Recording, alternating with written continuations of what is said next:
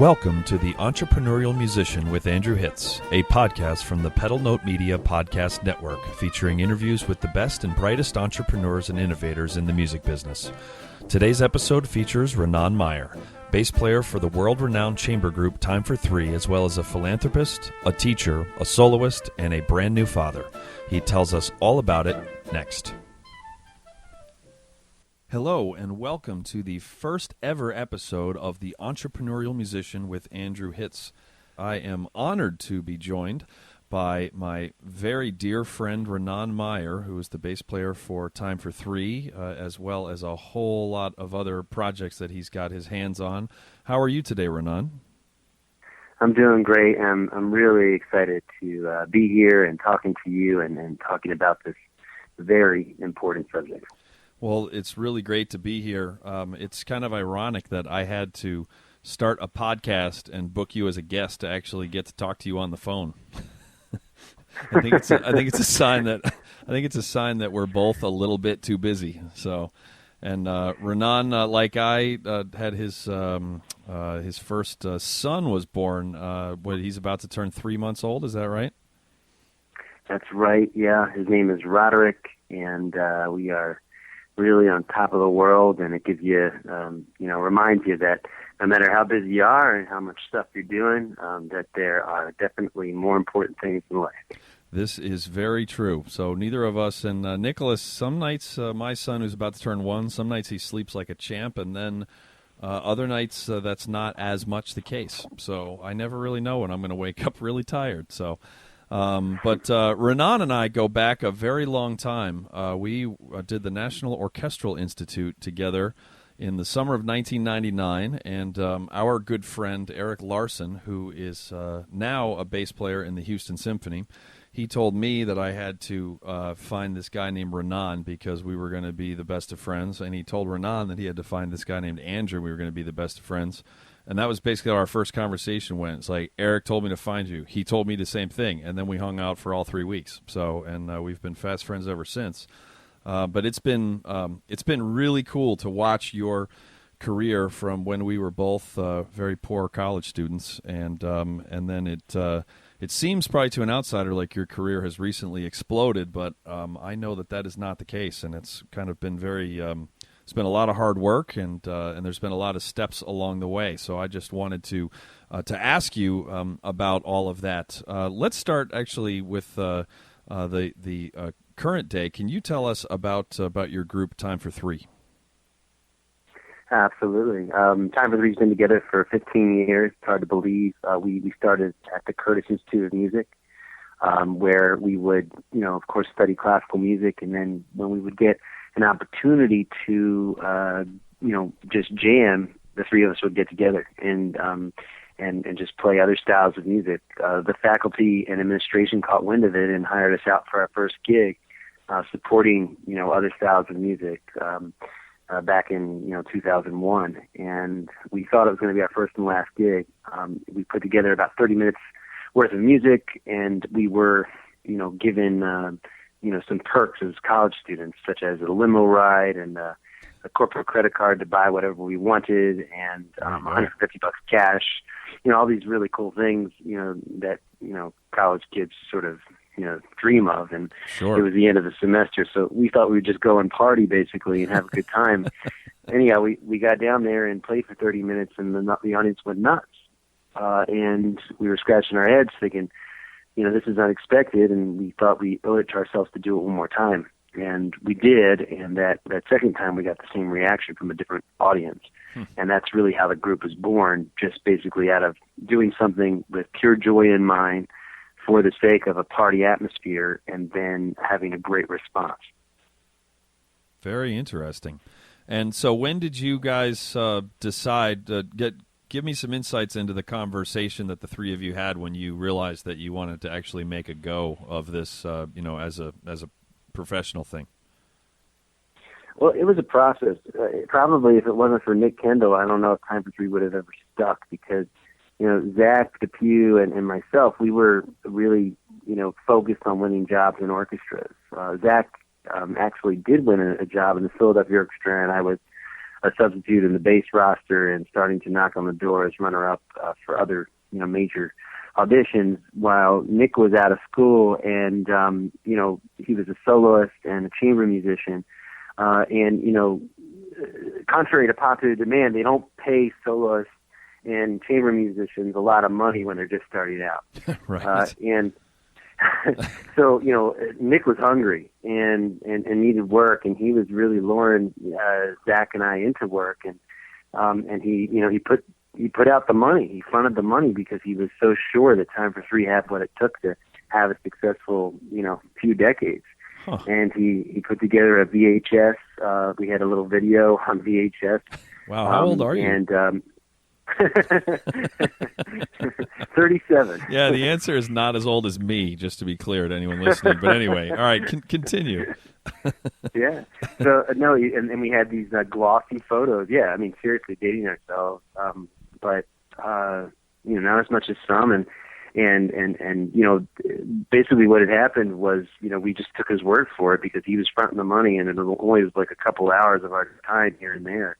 Put together, what they call promotional packets back in the day, and started to get it out. And, little by little, people started to like what it was we were doing. We also recorded a CD, which was obviously essential, about a 9-track demo CD, which is definitely too long for a demo CD, but we didn't know what we were doing. We just did something that felt right. But there was an excitement about the sound that we put out just in the CD alone. I still listen to it to this day, and I think, God, that's not something that I would actually do now, but there was something special about it at the moment. And then once, we started to kind of convert each other, where we had these promotional materials, and I looked at it, and Zach looked at it and said, yeah, you know what? This is kind of cool. We should give this a go a little bit. And I ended up being the manager for the group for a while because, we didn't have a booking agent or a manager or anyone. We were completely on our own. It takes money to have either of those. So, yeah, and until you're making it, it's tough.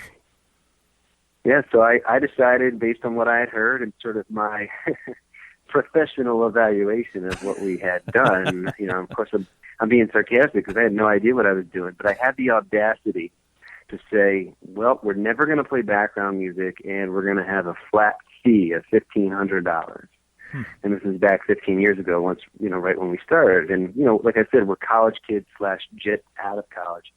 $1,500 for a trio, that seemed like all the money in the world. And Nick and Zach were kind of uncomfortable. But they said, you know what, Ranaan, if you really feel like you can go get that, go get it. Wow, that's awesome. And I did, and it was happening sort of, pretty consistently, like 2 gigs a month, 3 gigs a month, until one gig where I remember it was 8 or 9 months later, and it was in October of that first or second season that we were together, and we had about $40,000 worth of work in 1 month. And that's when we were able to go to our first management booking company and say, we need a little help. Wow. And it's a little-known fact that you guys love music so much that you've insisted you've kept your fee right there at $1,500 to this day. So, which is quite a service to the musical world. That may or may not be true.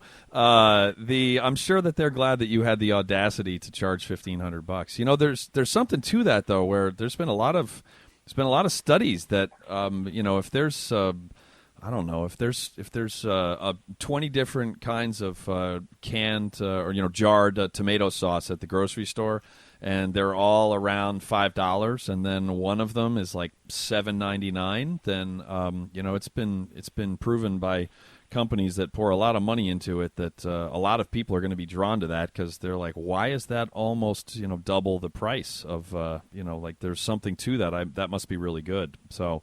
And it's hard. Price point is a complicated issue. So here's a question for you.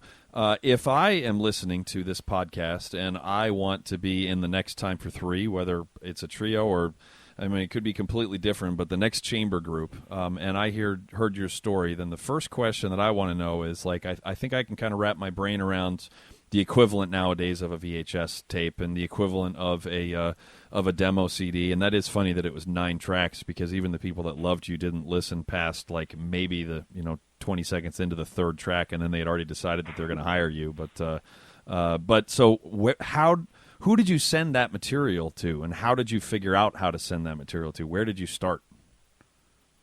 For us, we were gifted an amazing school, Curtis Institute of Music, which had, it's if you get in there, you're there for full scholarship, and it's a very supportive family of people where everybody's interested in what's going on within that family, from the donor base to the musicians, the teachers, the administration, the community surrounding it. So it's tight knit, which makes it a community that you can really draw from, and we had, because of the donor base there, we were able to kind of, play for their corporate parties. When they would throw private parties, we would, start to get those gigs. So it was really, they had something at Curtis called Tea Time, believe it or not, on Wednesdays. I'm pretty sure it still exists, but it was developed in the early era of Curtis because there were a lot of these young prodigies that, spent all day in the practice room. They didn't know how to socialize with the general public.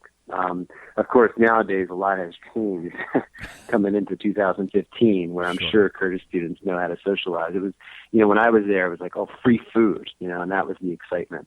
But I really did enjoy, speaking to the donors and getting to know them. And that was an opportunity to say, hey, here's a CD, here's something that we're doing. And, I don't know what the success rate of giving those CDs out was, but it was, at least 10% or more, because there weren't that many people that would show up that were patrons.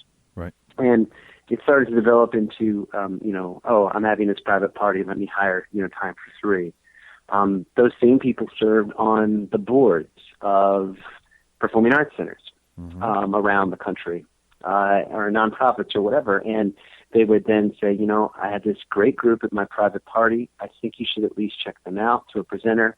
And then, of course, one thing started to lead to another. I always encourage people, obviously not everybody goes to Curtis, but there are opportunities wherever you are, in school, in the professional world, to look for communities where you can be surrounding yourself with a place to fish, and that's crucial. You want to fish in the right pond. Right. So, look for those places and then gun for them. I will say, in the modern sense, when we're talking about 2015, things have changed. YouTube is everything.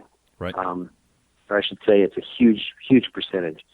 Having great content that represents what you're trying to do in almost every profession up on YouTube. So, because people want to immediately go there and see what it is you're all about. That's crucial. And I am with my group and everything else that I do today, making sure that I'm trying to, constantly increase the value of what the videos look like, whether it's Time for Three or my educational projects that I do, they're all relevant for, what people can see at the drop of a thought. Very interesting. What I just heard you say, which is not necessarily intuitive when you're first starting out, is and it's obvious once you hear it, is to not necessarily only approach the concert presenters, but to also, in whatever your community is, to figure out who is on the board of directors of a local charity that's music related, or of who is on the board of a hall that's near you, or things like that, and then you offer to play for them, and then those are the people that make the needle move, and the people that have the money that support these series. And so it's if they then go to the concert presenter, who of course is used to getting inundated, whether it's at a place like APAP at the the presenters conference in New York City, or just I'm sure via email. It used to be that you'd have to write them a letter or send them a physical copy of something, and now anybody can. I mean, you can solicit them at 3 a.m. from your computer, via email. So I'm sure that they get a lot of emails. So if you kind of go in through the back door and follow the money, that's a really good idea that you guys stumbled upon as youngsters. That's great. Well, there's definitely this thing that happens constantly in our career, which is, we were just playing at a show recently for a presenter, and I made the mistake of saying, yes, so and so recommended us for this, right? And then one of the people that worked said, "No, who are they? I don't even know who they are." I knew for a fact that the person that I mentioned definitely was the first introduction from them to us. But by the time we had arrived there, so many other people had taken credit for us being there, and that's good for us. I mean, that only makes us, feel good and loved and all that stuff. Of course. But the point is that, people want to take ownership of you, of what you're trying to sell. Right. They want to believe in it, and when you get people to believe in it, that's when you really succeeded to the point of not having to sell yourself. Right. And ultimately, selling yourself is getting them to believe it. Right. Yeah, it's that's a great point. When you get people to buy into either a group's brand or an individual's brand, and then they end up approaching you, it's always it means more if I am telling someone how great your group is because I'm not you than it is if you tell your people how great your group is. So, and I think as musicians, we have to be comfortable with selling ourselves, and we have to do it the right way. But it always means more when you're recommending someone else, and so I think that ownership thing kind of comes in there. And also in terms of like marketing yourself and the multiple people taking ownership for you and everything, it goes without saying, but it still bears mentioning that if you guys didn't put on a fantastic show and have a fantastic product, then nobody's going to be claiming ownership of anything. You can be a marketing whiz, and if you guys don't have a cool product, then you're not going to get very far. So that's very true. Yeah, very important to point out. So another question I would have as someone just getting out is hearing you talk about your first experience with management. How did that conversation come to be? Did you approach them? Did they approach you? Was it a cold call in either direction? Was it someone that you knew ahead of time? How did that go down? So one of the first things that we did, Time for Three did, was audition for what's called Astral Artistic Services. They may have changed their name over the years. I think it may just be Astral now. But Astral was basically a young up-and-coming artist place to audition. You could be a chamber group or a soloist, etc. Anything within sort of the classical realm. Mm-hmm. But obviously, Time for Three not being a classical group per se, they were open to that experience with us. So that was one of the first things that we did was kind of win a competition into having some sort of representation / presentative group, organization that would present Time for Three here and there. It then led to us knowing about, I believe it was APAP, actually, which is one of the organizations you just mentioned, mm-hmm. which happens, the conference happens in New York City, big conference in New York City every year, annually, where you can pay to showcase. Yeah. You got to be careful there are a lot of showcases, and I will say the disclaimer is just like anything, you do your research, because the biggest company in the world may come to you with an offer, or the littlest company may come to you with an offer, and if you're not set up properly, if you really aren't sort of asking all the right questions and making sure you're going to have the things that you need, it could be a waste of money, and even worse, a waste of time. Right. The thing about APAP, the first time we did it, I think there were maybe 5 or 6 presenters in the room when you're sort of expecting 70 or 80. Sure. But the good news was there was a booking agent there, and that led us to our first manager / booking agent. It wasn't like the biggest step in the world for our careers, but it was a stepping stone, mm-hmm. and it led us to other opportunities. Mm-hmm.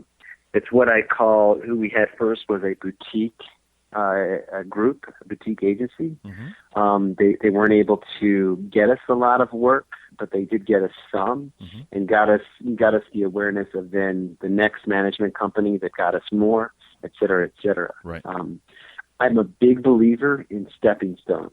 It's very rare in life that all of a sudden, at the snap of a finger or the drop of a hat, you are on top of the world with everything you possibly could ever imagine for your career. Sure.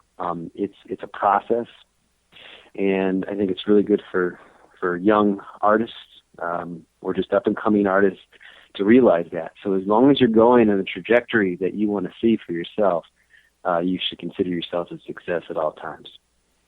Very interesting. Yeah, the stepping stones thing reminds me of the band that you're a fan of, but that I'm completely obsessed with, Fish. We can be honest that everything makes me think of Fish. But, they were a band that played in bars. They were from Vermont. They were college kids, just like you all. And they, in 1988, they took their first trip out of the New England and New York area, and they got in a van, and they drove to Colorado, and they played, I think, 3 shows out there in Colorado for not too many people. There were more people in the second town than the first town, and more people in the third town than the, and again, this is obviously way before social media or anything like that. So they then went back to Vermont, and then they didn't go back until 1990 was, again, the first time that they had made it anywhere, west of like Philadelphia, and where they played for like 10, 20, 30 people that first time. They were, all of a sudden, they were booked in places that were like a few hundred, and the place was full. Because the people, even though it was 2 years earlier, had such a great time that they told everyone they knew, and they slowly worked their way up from that point to they basically didn't skip any capacity venue. They worked their way up to their first show at Madison Square Garden in 1994, which sold out in 45 minutes. That's before any internet sales. It's all just phone and in person. That's exactly what they did, was stepping stones and a quality product that made people talk about it, and they were off and running. So that sounds kind of like a similar history to you guys. Yeah, and they did it in a different way. I think it's important to point out so people can understand, because I didn't even realize this until a few years ago, because I've always been in the presenting arts market as opposed to the commercial market, right? Which are they're two distinct things to do as far as a path, and you can do both for sure. It just takes double the energy, if you can imagine. Sure. And that's not to discourage anyone, but to realize that the commercial market is what you just explained, which is literally you show up, you do your first tour, and then it exponentially grows your second time, et cetera. And hopefully you're at the point where you're selling out Madison Square Garden, versus the presenting arts market, which is nonprofit. And you still want to get the word out about your band, but as far as getting shows, it's twofold, because you also specifically need to kind of adhere to what it is the arts presenters are booking, which is sort of a higher art as far as the way that they look at it in society. Sure. Which is, kind of from a classical or jazz or some sort of a sophisticated art form, ballet, musical theater, et cetera, kind of institutionalized music that you can then develop and of course innovate in your own way. It's thought of as two different things. I feel like it's coming to a crossroads where it actually is almost becoming like a mesh of different music, because when I think of Fish and when I think of, the Dead, and there's so many great jazz bands out there, I would totally watch them in a performing arts center, as they have actually proven and done. Sure. So it's more of a state of mind or a frame in mind, but just kind of for the people listening to know that there are two different avenues that you can take out there for music. This is very true, and a lot of the subscription, a lot of the concerts in those performing arts centers end up being on subscription series as well. That I played with in Boston Brass, and that Time for Three plays on, and when it's a subscription series, then people will buy tickets generally for the whole year. And so now, if you don't do a great job, and if the people don't love you, then they're going to be upset with the person who chooses what acts come through. But you're trying to impress like the arts presenter, who is then going to say, yes, you're on this series. Whereas the commercial route, then as long as you get bodies in the place, and then as long as they are buying alcohol, which is where the real money comes from in a place like that, then they're going to have you back no matter what. So yeah, instead of trying to impress one person initially and then a bunch of people, you're actually trying to impress a whole bunch of people at one time. So. Yeah, you're right, and that makes me think of Le Poisson Rouge in New York City as well. Justin Cantor's venue, which is it's like a club, but it's for high art in quotation music, and it's like that's a great example of like kind of the convergence of the high culture and just people like you and I. We like to just go to concerts just to see good music, and it could be in a beautiful space or a not beautiful space. I'd rather it be in a beautiful space, but it doesn't need to be. I mean, if the musician is doing something that I've never heard in front of me, then I really don't care what it looks like or who I'm around, So, it all kind of comes from. I think you're right, though, that there does seem to be, and I think it's because of things like YouTube. Because before those worlds were kind of were kind of separate in a lot of ways, in a whole lot of ways. And there's been crossover stuff for forever and a day. But now it seems like, groups like Time for Three, it just doesn't. I mean, you guys are a classically trained trio who also jams, and you will play, bluegrass-inspired music in the lobby after a concert, and you'll play, a composed concerto for the three of you in front of like one of the major symphony orchestras in the world, like all on the same night. So you guys kind of defy categorization. How do you describe the music of Time for Three if somebody asks you on an airplane, like what's your quick line to that? My quick line is that we are the bad boys of classical music playing sort of like a classically trained garage band, and it usually breaks the ice a little bit, and I just do my best to then back it up with what it is we do. And I say you'll hear anything from Katy Perry's Firework mashed up with Igor Stravinsky's Firebird Suite to the Bach Double to a Bach partita, Chacon in Winter that we play that has mash-up material with Bon Iver. So it becomes then more of a conversation after the icebreaker. Right. Truth be told, man, it is hard to explain Time for Three. It is. To the point where, I mean, it's been a more of a word of mouth thing and a slower process for us. Just recently, we've all of a sudden found incredible success, kind of virally, online, which, happened about a month and a half ago. All of a sudden our Facebook page likes have tripled in a month and a half, which never happened. And it was really just all of a sudden like launching all these different videos that Time for Three had to offer, and the world somehow got excited about it. I would go to sleep at night and wake up and we'd have 1,000 new page likes, and they were mainly from Malaysia and Brazil. And it just supports again the fact that people want to see what you do on video and hear it at the same time. Branford Marcellus said something to us early on, because he's been a mentor over the years, and he said he loves playing in Europe because they'll come up to him and they say, I really liked listening to you this evening. He said anywhere else in the world they say it was great to see you play, great to see you perform. And I think that's a valid thing to consider when you're thinking about marketing yourself, is that the listening portion has become just one component of what it is the artist really is all about. Right.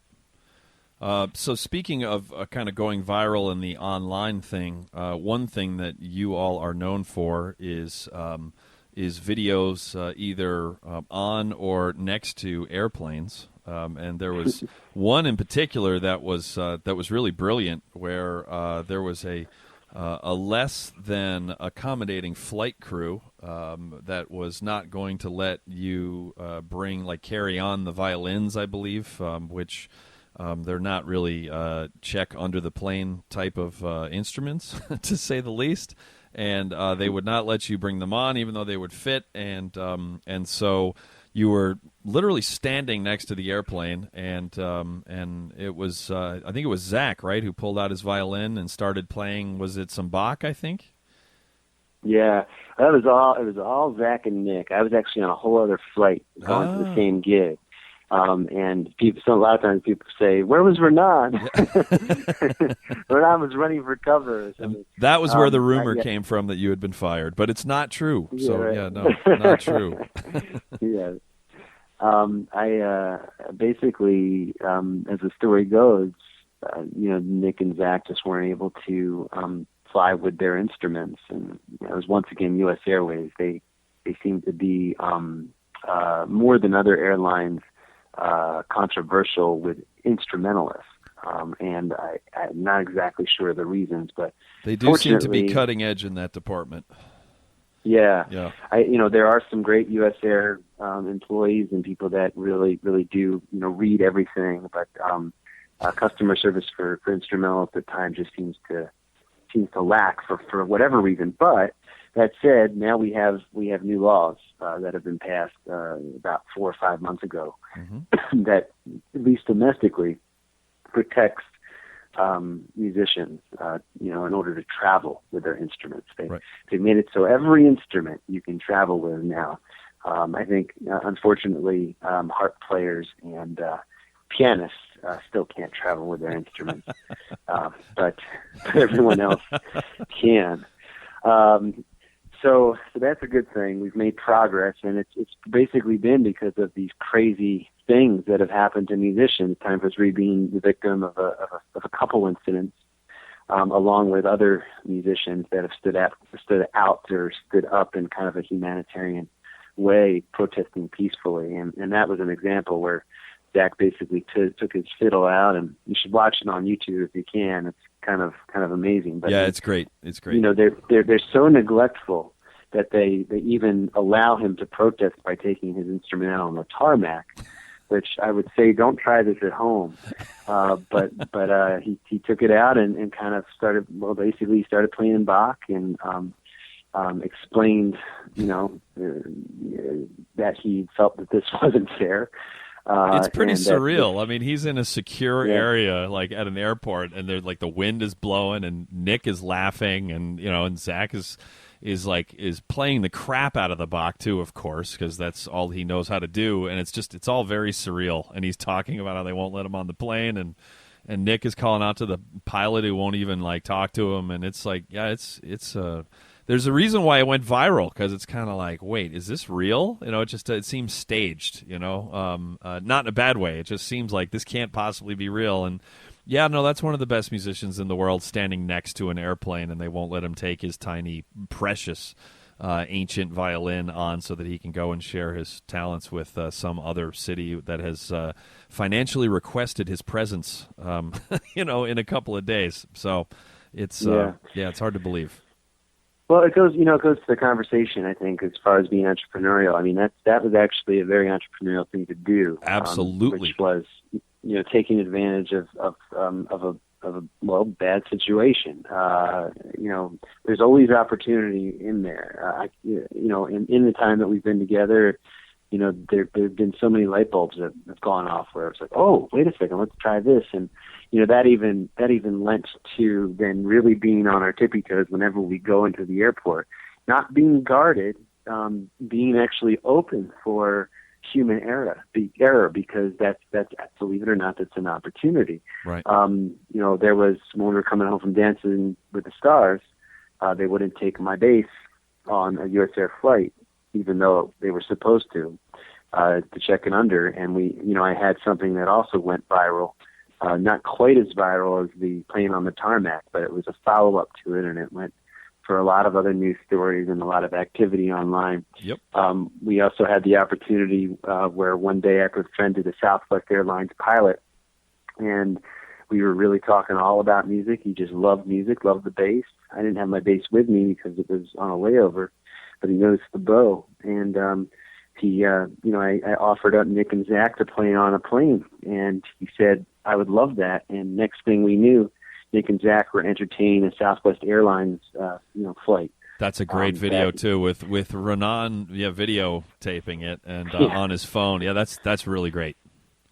Yep. So it's there. I mean, it's right in front of you. Yep. I think that's the point, is that it's always there. You just gotta sniff it out, think about it, and then these are all the stepping stones that we're talking about. And it's interesting that I think another reason why that tarmac video went viral in a good way is because Nick and Zach were not being nasty about U.S. Airways. They were not they didn't get the name of the pilot who was less than than accommodating to them. They weren't dragging his name through the mud. They weren't yelling at people. That would have gone viral for a very different reason, So instead, that's why it's so surreal and why it's so endearing is because he just they just won't let him on the plane. So he's just like, okay, I'll just play some Bach, and it's like, wait, what? So, but yeah, there is opportunity, I think, for all of us. That at every turn, and some of us are, some people through experience are good at kind of recognizing that and kind of jumping on it, which is great. Let's see here. Can you talk just a little bit, as much as you'd like to share, but can you talk a little bit about Time for Three's business structure? And you said at one point you were the manager, and it sounds like that's not the case anymore, but kind of like how you're set up these days in terms of decision making and that kind of stuff. Oh yeah, I'd be more than happy to. Yeah, over the years we've grown quite a bit, and it's been a good type of growth. We've gone from now to having a wonderful booking agency. They're actually the largest, most powerful booking agency in the world, called the Agency Group, and they do commercial and performing arts. So it's really an opportunity to teeter or straddle both worlds. Mm-hmm. We have, they basically book the entire world, so they have hubs in different continents, etc. To interrupt you super quickly, I meant to point out before that when you go to APAP, this huge association of performing arts presenters, I remember the first time I went there, that was when I realized that Boston Brass I knew that Boston Brass was not only competing, of course, against other brass quintets, but that was when I really realized right in front of me that Boston Brass was also not just competing against string quartets and string trios, but that it was that we were competing against like Chinese acrobats and comedy duos and you name it, like any kind of performing artists, that we're all actually hanging out once you get to that level in the exact same pool. So that's interesting that you point out that your management is well versed in all of those different worlds, which I'm sure offers them a unique ability to kind of to get you into arenas that you might not otherwise be able to get into.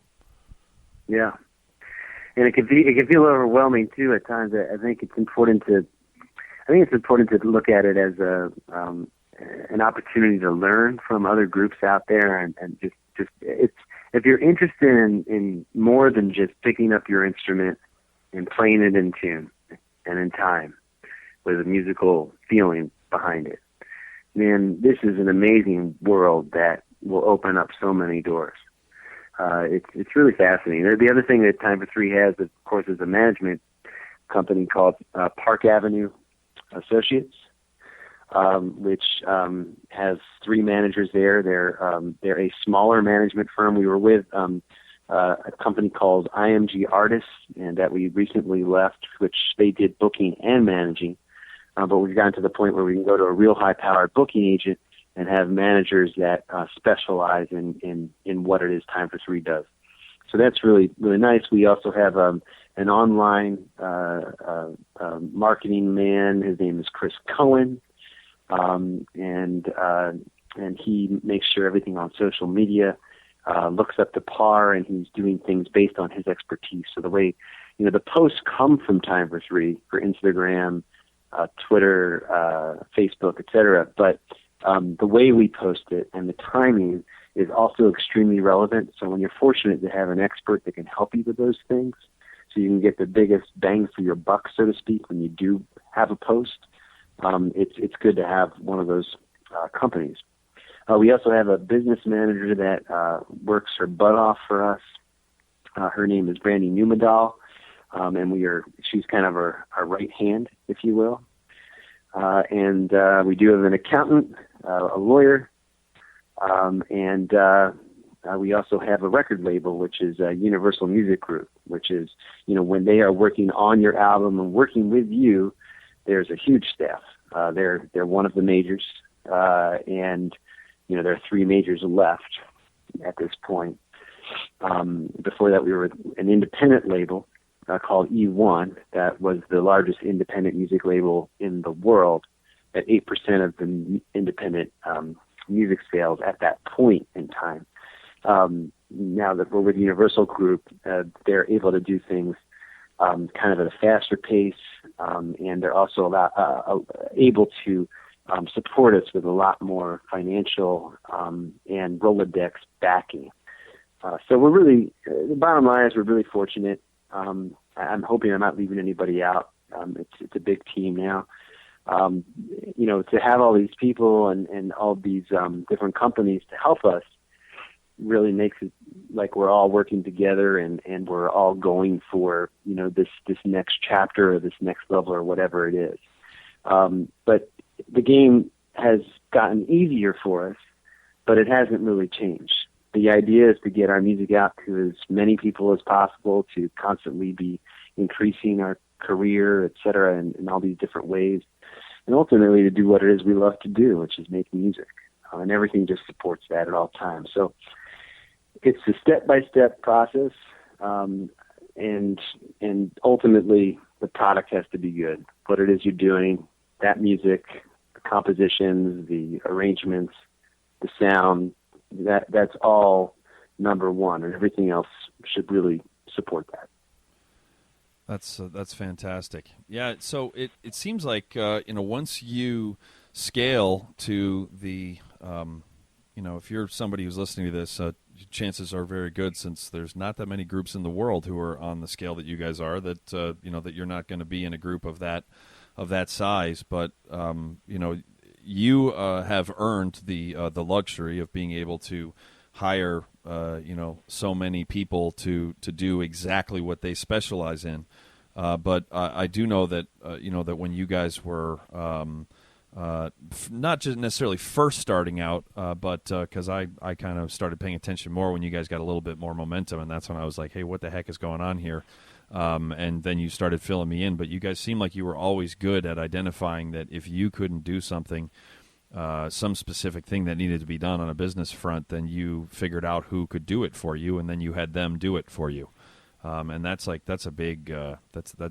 big trait. That's a very important trait, rather, for people starting out, I think, in the chamber music world, or I guess in any business venture at all, is just recognizing, there are skills that you can't do, and then there are skills that you can't do that you can learn to do just as well as somebody else. But sometimes it's going to take you longer than it would be worth, so you hire somebody else to do it. But the first part of that is kind of recognizing what you're not good at. So how's this? Yeah. How's this for what you're talking about? As a more mature young man, I now have at the top of my notes, whenever I write down the things that I need to do on my daily schedule, etc., in big old capital, bold font, delegate when possible. Wow. And I think this is a really important thing to discuss, because ultimately that takes a lot of maturity. We want to do things well. We want to have ownership. That's a natural instinct. That's a human instinct. And there are times where it's actually considered almost in your mind like you're being lazy, right, if you farm something out to someone. I want to say that I strongly believe that that's a misconception. Right. And I think that it's really crucial to find your way to having the ability to delegate to the appropriate people. And I just want everybody to know that I'm looking for that opportunity at all times. Right. When I have my list, which is massive of things that I have to accomplish and do, if I don't delegate, I will crumble. I'll be passing out. I'll be, developing a disease. Something traumatic will happen. So I encourage people to try to get to that point when and if possible. And you want to look at your life as a whole. If you are at the point where you need to do everything yourself, well, then you have to really be planning on a very high level to pull that off. Sure. And that's not sustainable either. No, and there may be times when actually spending money will only make it so you can, make more money. You can have more success. Right. But somebody then can reply to me, well, Ranaan, I'm a college student. I don't have any money. I'm in debt. How do I do that now? Well, the answer is you probably don't do that now. Right. But look to finding your way to that. I think is the idea. I would do what Time for Three did and see if I would send Nick Kendall an email through the Time for Three website and ask him if he could front some money to see if he could believe in you. That's what I would recommend. So I think that's a great idea. I knew that you would. That's why I just recommended it. So yeah, Nick, Nick's all about venture capital. Yeah, he'll give anybody $1,000. Sorry, Nick. Yeah, sorry, Nick. Kind of sorry, not really, but he will find that funny begrudgingly. It became the case with me very quickly, and this does not just go for people like you and I who now have children and who have wives and who have houses and and who have multiple. We're both involved in a charity, and it's like in all of the projects we're involved with. This just anybody that starts to get success in the music business and is kind of like a fire in all directions and see what works kind of a person that you certainly are, and I consider myself. You figure out very quickly that the most precious commodity that you have is time. And I'll never forget that I was telling Scott Hartman, who's the former trombone player in the Empire Brass back in their heyday, who was one of my mentors growing up. And fast forward, and he was still a mentor, he still is, but had become a colleague, and we had hired him at Boston Brass. We used to, they still do. I used to, because I got off the road to have a kid and to just stop traveling as much. I admire your longevity in that department. But we had hired him at Christmas time to fill out this Christmas big band to play Kenton music, and he was asking me what I was up to, and I told him my schedule over like the 5 days after the concert we were playing that night. And I remember it was just insane when I was teaching at Gettysburg College and teaching at George Mason, and we had all this travel, and it was a non-sustainable type of a thing. And I remember he said in a true mentor kind of way, he said Andrew, repeat after me. And I said, okay. And he said, no. And then I said, no. And then he said, there you go. You are capable of saying no. He said, you need to start telling people that. So because I was just completely overcommitted in every single possible direction. And at that point in my career, that was an advanced concept for me, the whole delegate thing, because you're right. If you want it done and you want it done right, then do it yourself, right? Well, yes and no. You just need to, through experience, figure out who the right people are to hire and how much you need to stay on them or not on them. So it sounds like you guys have a really well-oiled machine, which I'm sure is constantly being tweaked. Well, you just talked about how there's a whole lot of people out there that would end up with IMG, and then how do you go up from IMG? And it's, not that it was up per se, but it was just a different and more specifically tailored to your exact needs as an ensemble.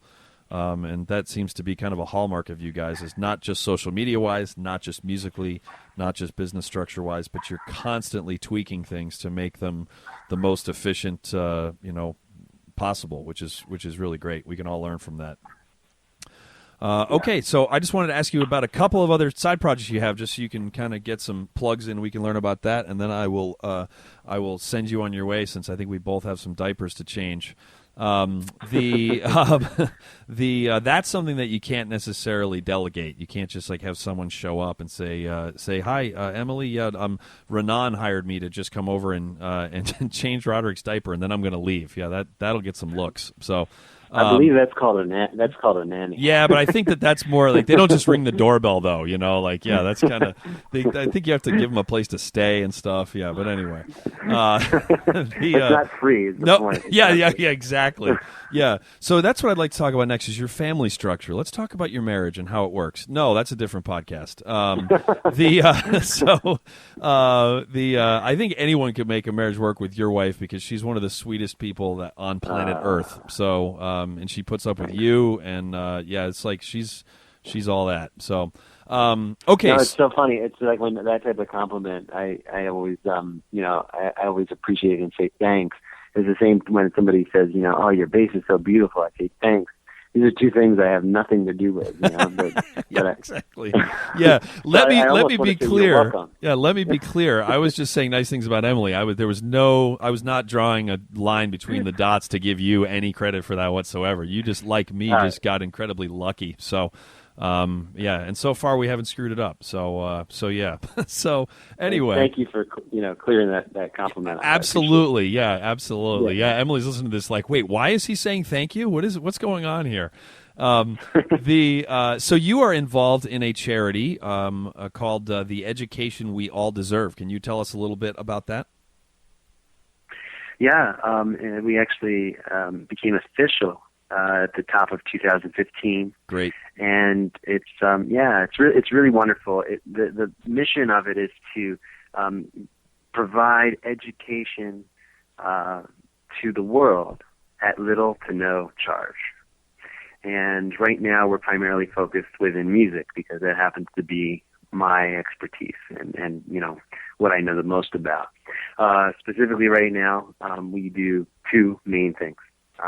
One of the projects we do is WA-base camps, which there are 3 of spread out throughout the United States now, 2 of which are full scholarship programs, one of which is actually now gone into the outside of the 501c3 sector.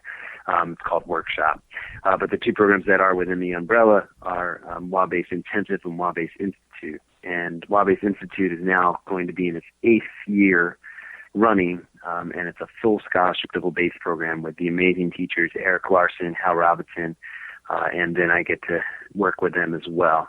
Then the other thing that we do is called The World That We All Deserve Through Music, and we basically write music acting as the bridge to the music that has stood the test of time and the music of today for ensembles around the country. We launched the program a year and a half ago for 10 specific schools, writing brand new music, using elements of hip-hop and R&B mixed with classical counterpoint, et cetera, et cetera. And we're filming these residencies that I then go do with the schools, and it's really a way to open up the percentages from say 10%, 15% of students that stay with their instruments into adulthood, basically making it so it goes up to who knows what, 50, 60, 70%, because we're trying really to make it so it just is a lot of fun. Yeah, I occasionally see photos of those residencies that you post online. It's always awesome. It looks like the kids are having a blast in those photos, and it always looks like you're having a little bit more of a blast than they are. So that's great. You always just have this stupid smile plastered on your face, which is awesome. So a plug for the charity I'm involved with, the Mockingbird Foundation, which is also a 501c3 that awards grants for music education for underserved populations around the country. And I can say, as you share with talking to you about this, it's like the most rewarding thing that I do. So it's a really great feeling because both you and I were given a whole lot in our lives from our family and our lot in life, and and all that, and it's good to kind of help spread the gifts around. So. You come from an educator, right? Your mom? Yes, she was not a teacher, but she was a full-time kindergarten aide, and so she never got a teaching degree, although she was a de facto kindergarten teacher, team teacher for like 25 years. So yes, she was. She went to school at the beginning of the day and went all the way through the end and helped with the curriculum and all that stuff. And my sister is a teacher, and my wife is a middle school band director here in Fairfax County. So, and I know that your dad was a principal, right? He retired recently. Yeah, and my mom was a music educator in the public schools. Yep. And exactly. It just goes back to keeping your eyes open when people ask me why it is I'm doing what I'm doing. It was there, it was around, and monkey see, monkey do. And that's not the only way that you can have a successful career. I want everybody to know that they're perfectly amazing, outstanding first generation musicians that never had seen it, and something just happened in their life, and Right. all of a sudden they were on that path to being who they are. And I think it's amazing. For me, the water I was drinking had music in it. Right. The air I was breathing, had rhythm in it. And so this foundation it stems from educators, from my family, and the ability to connect in that way through music. And that's really what it's about, but trying to do it and provide it for, music programs in the United States, which of course are suffering, and also the ones that are flourishing and everything in between, because I truly believe that if you're focusing on strengths as much as weaknesses, or sometimes even focusing on strengths more than the weaknesses are going to have more of a chance. Right. Interesting. Yeah, very, very cool. And speaking of your mother, that was the other thing I wanted to ask you about, which I know is a special project for you. But your mother is an amazing pianist, and I know that you occasionally play with her. And I just wanted to ask you about what that's like to be able to perform with your mother. Well, my mother's my biggest teacher, and as a musician, and she bared with me from the beginning, accompanied me.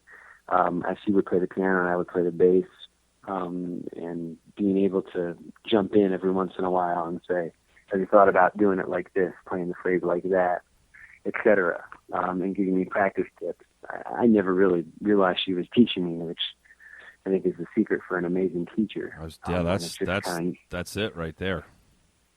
Yeah, so she did that for my life, and now we have the opportunity to on occasion play together, and done a lot of it through since I was 11 on the bass, and even before that when I would sing and she would accompany me on the piano. So we're going on about 3 decades of collaborating together, and she's a gorgeous musician and an amazing soul, and it's pretty astounding when you get to have a musical experience with somebody that you're related to. And I think not everybody feels that way. I've talked to some other family bands and things of that sort. So I just happen to be really fortunate.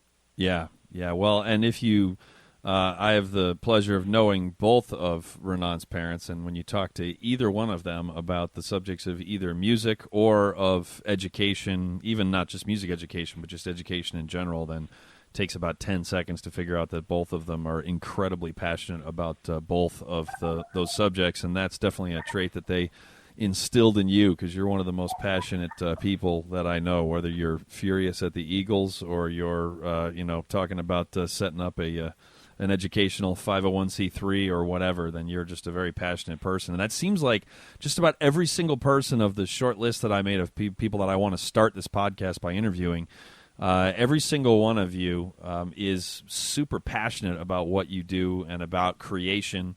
And it's funny how when you're passionate about something, the follow through is there. The follow through and the energy to actually do it or to delegate or whatever is just that's the easy part. The tricky part is to just find what you're passionate about, and that's what's so cool about Time for Three is that you guys kind of from a business standpoint, you reverse engineered this thing, because you just found this thing that you didn't think could make any money. You just didn't even think about it, and it was a blast, and the place went nuts.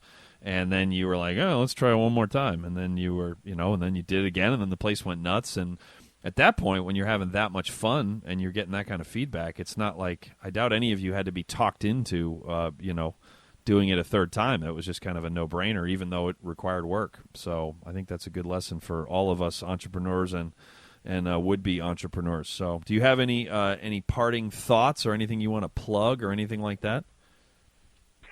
The parting thought is basically in response to what you just said, which is this thing to remember, because you could listen to this and you could very easily say, oh, okay, so basically dumb luck is the secret to success.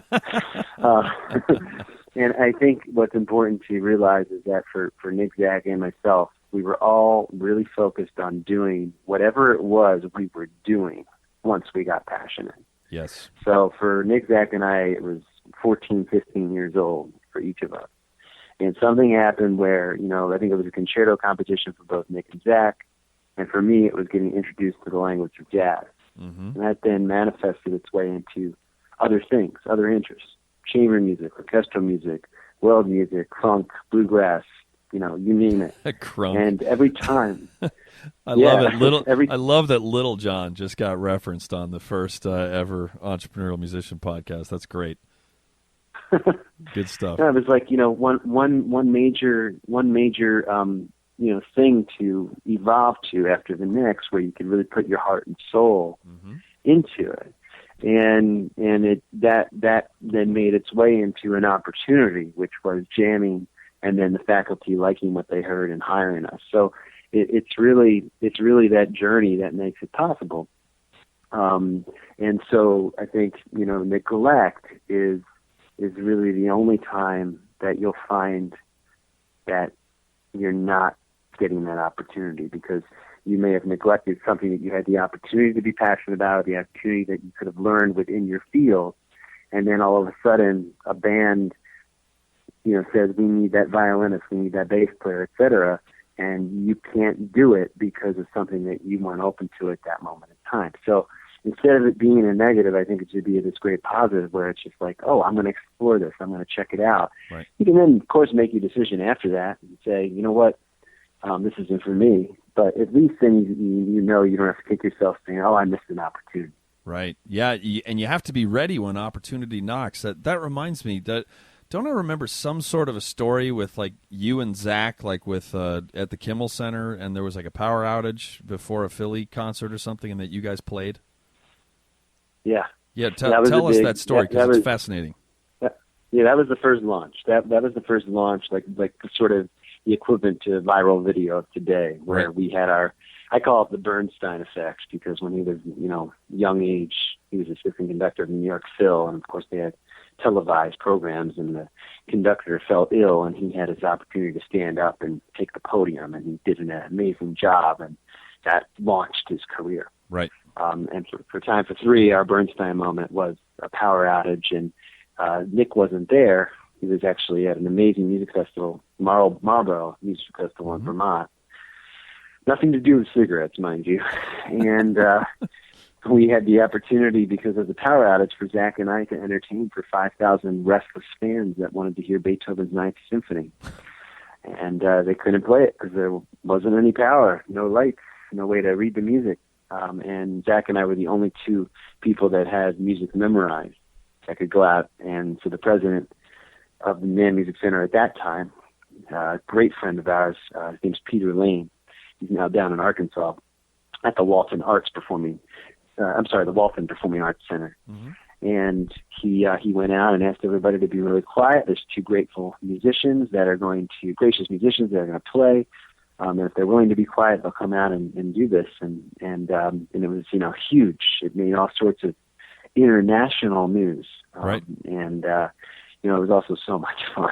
I bet. Because, I can bring this whole full circle if you want to finish this off. Sure. Which is, I actually was going to a fish show where I met you. And I brought a good friend of mine, his name's Todd. Right. And we went to two shows in a row back in 2003 in July. Right. In and Camden. I made my way. Yeah. Yep. Yeah. The first night I was driving up there, and we were going the second night as well. But I was going to have to meet everybody after the first half, because I had this Beethoven Ninth Philadelphia Orchestra opportunity to play in the bass section. Right. Well, in any case, as we're driving up, we saw 20,000 fish fans ready for the show, and I said, man, this is my dream, to have my music shared with this many people, thousands of people. Right. Yearning for it. Very next night, I went from maybe 150, 200 people that I ever played for, where I was the focus, to 5,000 people listening to our music. Incredible. And it was a surreal night, because my first niece was born that night. And I then, I'm on my way to the fish show, and there's a car accident, and nobody's helping these people because it was raining with a power outage. And we get out, and I had happened to take two residency doctor students, medical students, that were able to help these people until an ambulance showed up. And then I went on my way, dropped him off in Philly, and went to Camden to my fish show. And I got there, and I remember seeing Todd and describing to him what had just happened, and I think he thought I was on drugs or something. He didn't believe me until the next day when it was all over the newspaper. Wow. That's crazy. Yeah, I remembered that. I didn't remember the timing of those shows in '99. Yeah, you have to be ready. Or in 2003, you said. Yeah, you have to be ready for your opportunity. It just happened just last week that like 5 days ago that. The young tenor Michael Fabiano was there was an article in the New York Times about how the Metropolitan Opera called him at 1 p.m. on last Wednesday and asked him if he would play like one of the lead roles in a Donizetti opera that was at the Met that night. And the show was in 6.5 hours, and he then got on an Amtrak train and then went up and then got fitted. He got to the house he got to the hall at 4, and he got fitted. And the article is fascinating. He's like, while he's getting fitted, he's talking to the stage director. He's like, "Is there any sword fighting? Is there this? Is there that?" Like a whole bunch of stuff that you and I don't have to worry about. And then sure enough, like they made it. He pulled it off, and the place gave him an enormous standing ovation because he was running errands in Philadelphia at 1 p.m. and at 7:30 p.m. he was starring in an opera with the Met. It's really crazy. Wow. Yeah, that's how this business works. That's how I first started playing with Boston Brass. Was their former tuba player got really ill, and I got a call at like 9 or 10 p.m.